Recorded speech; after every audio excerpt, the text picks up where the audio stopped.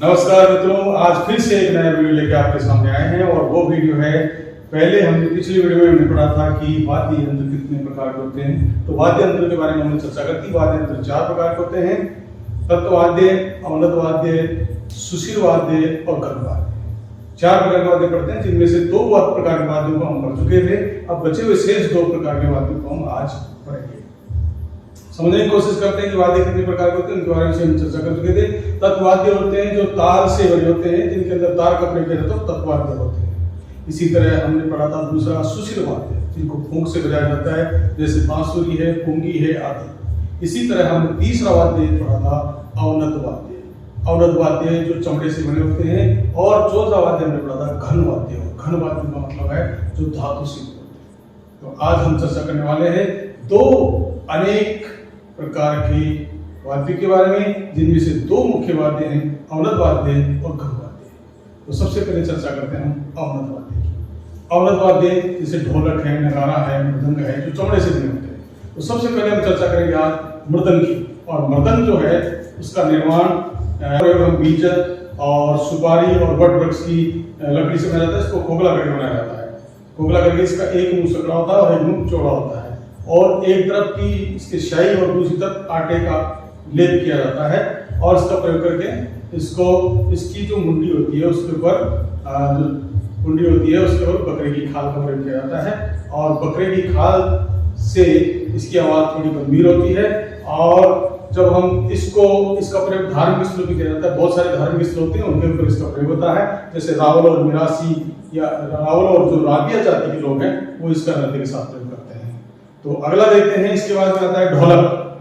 ढोलक की आवाज आपने बहुत जगह सुनी होगी और आज हम ढोलक के विषय में चर्चा करने वाले हैं। तो ढोलक जो है वो लकड़ी को खोखला करके बनाया जाता है, जिसके दोनों कुंडे समान व्यास के होते हैं। और ढोल की भांति जो रस्सियां लगी होती है, इसकी रस्सियां कसी होती हैं और बीच का भाग इसका चौड़ा होता है।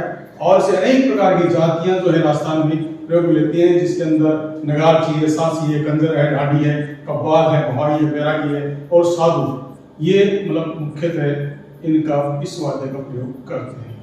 तो हमने अभी तक 2 प्रकार के वाद्य यंत्र के बारे में जाना। हम तीसरे वाद्य, तो अब हमारा तीसरा वाद्य यंत्र आता है ढोल। और ढोल नृत्य के साथ ढोल बाजे, ये सुना आपने। तो स्वतंत्र रूप से बजाया जाना वाला एक वाद्य यंत्र है ढोल। और ढोल पहले तो लकड़ी का बनता था, लेकिन अकबर के जमाने से लोहे का बनने लग गया। इसके दोनों लोहे का एक खोल होता है, जिसके दोनों ओर बकरे का चमड़ा जो है बंधा होता है। और तो गंभीर आवाज बनाने के लिए इसके ऊपर रासायनिक लेप किया जाता है। सूत या सन की डोरी से इसको कसा जाता है। और ये मांगलिक अवसरों पे बजाया जाने वाला वाद्य यंत्र है। विभिन्न उत्सवों पे राजस्थान में इसका प्रयोग किया जाता है। और राजस्थान में बजाने वाले जो जातियां हैं उनमें इसमें इस ढोल को बजाने के 12 प्रकार होते हैं। ढोल को बजाने के 12 प्रकार होते हैं, जैसे एड़े का ढोल है, गैर का ढोल है, नाच का ढोल है, कुड़चड़ी का ढोल है, बारात का ढोल है, आरती का ढोल है, तिमार का ढोल है, और इसी तरह से झोटी का ढोल है। इस तरह से अलग अलग तरीके से इसको 12 प्रकार से बजाया जाता है। तो ये लोक नृत्यों में भी इसका बहुत बड़ा महत्व है। मांगलिक उत्सवों पे भी इसको बजाया जाता है।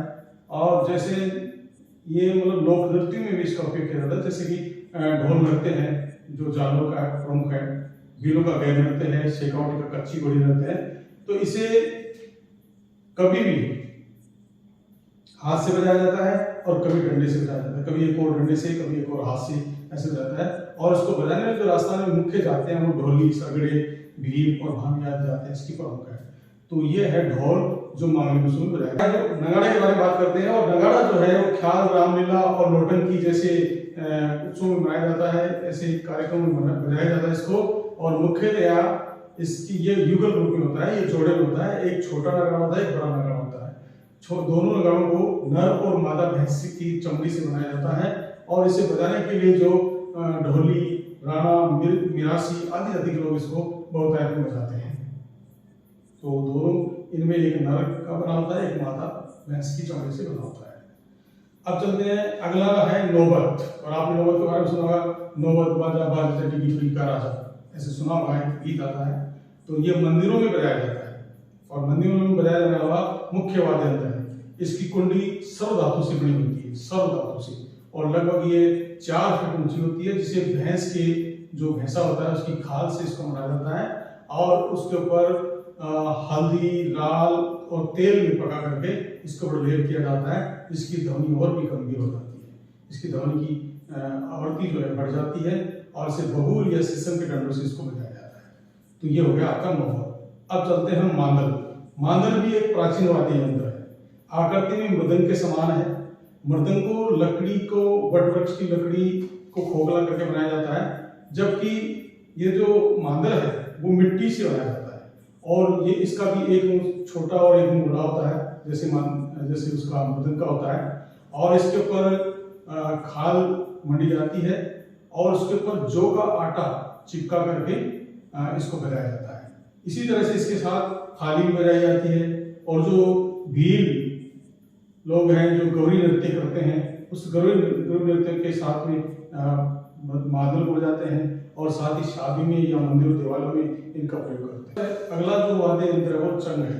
चंग डफ भी बोलते हैं इसको। तो राजस्थान का सबसे लोकप्रिय वाद्य यंत्र है।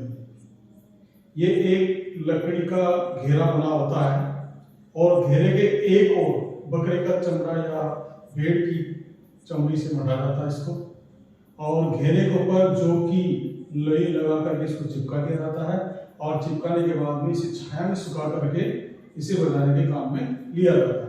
तो चंग को बाएं हाथ में रख करके बाएं हाथ की जो हथेली है उस पर टिका लेते हैं, और उसी के ऊपर एक लकड़ी की चीप लगी होती है, और दाहिने हाथ से फिर इसको बजाया जाता है। तो इसे मुख्यतया जो कालबेलिया जाती है वो लोग बजाते हैं। वैसे आमतौर पे सभी लोग होली के अवसर पर इसको बजाते हैं। पहले के समय में स्वांग निकाला करते थे, कोई सेठानी का रोल करता था, कोई क्या करता था, तो ऐसी स्थिति में ढप के साथ वो गाते हुए चलते थे। तो ये होली के अवसर पर अक्सर बजाया जाता है सभी के द्वारा। वैसे मुख्यतः इसको कालबेलिया लोग बजाते हैं।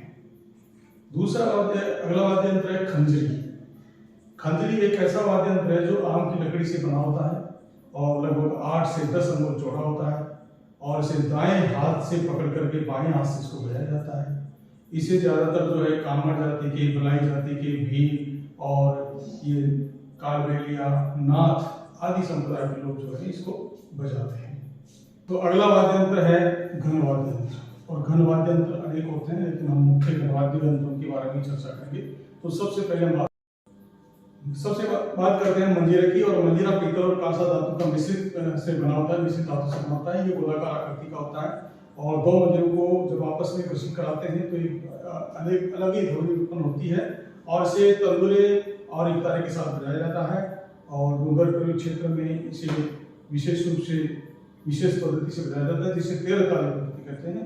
और कामड़ पंथ की जो महिलाएं हैं, भौई बेटियां नहीं, भौई इसको 13 ताली नृत्य करती हैं। रामदेव जी के मेले में इनमें 13 ताली नृत्य बहुत प्रसिद्ध है। तो 13 ताली नृत्य करते 13 प्रकार के मंजीरे ये बांधती हैं, और फिर आपस में हाथों से कृष्ण नाचते हुए कृष्ण करती हैं। इस वजह से इसको 13 ताली नृत्य कहा जाता है।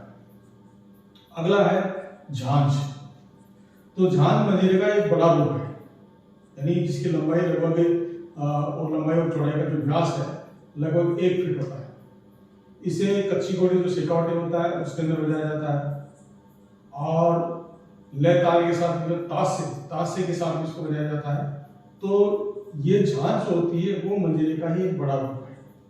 इसी तरह से थाली या जिसे कचौली कहते हैं, जो ढक के साथ बजाई जाती है। कांसी की कचौली या कांसी की थाली होती है, जिसमें किनारे पे एक छेद निकाल करके और उसको एक रस्सी से बांध लेते हैं, और बांध के अंगूठे में टिका के और डंडे से बजाते रहते हैं। तो ये होती है थाली, या इसको कचौली बोलते हैं। तो इसको मांदल, ढप, ढोल आदि के साथ बजाया जाता है। अब इसके बाद में एक वाद्य यंत्र और है जिसे खड़ताल या करताल कहते हैं। इसे हाथों में लेके बजाया जाता है, और भारत में सभी जगह प्रचलित लोकवाद्य यंत्र है, और इसे भक्तों के द्वारा, साधु संतों के द्वारा विशेष रूप से इसका प्रयोग किया जाता है। और इसमें लकड़ी के 2 टुकड़े बने होते हैं, उनके बीच में पीतल की छोटी छोटी जो तख्तियां सी बनी होती है, उसके अंदर बीच में लगी होती है, और गोलाकार की जो तख्तियां वो लगी होती है, और उनको आपस में जब घर्षण कराया जाता है तो वो एक मधुर ध्वनि उत्पन्न करती है। तो इस पर वीडियो समाप्त होता है, और हमने वाद्य यंत्र के विषय में पढ़ लिया है। वाद्य यंत्र मैंने 4 प्रकार बताए, 4 प्रकार के विषय में जाना।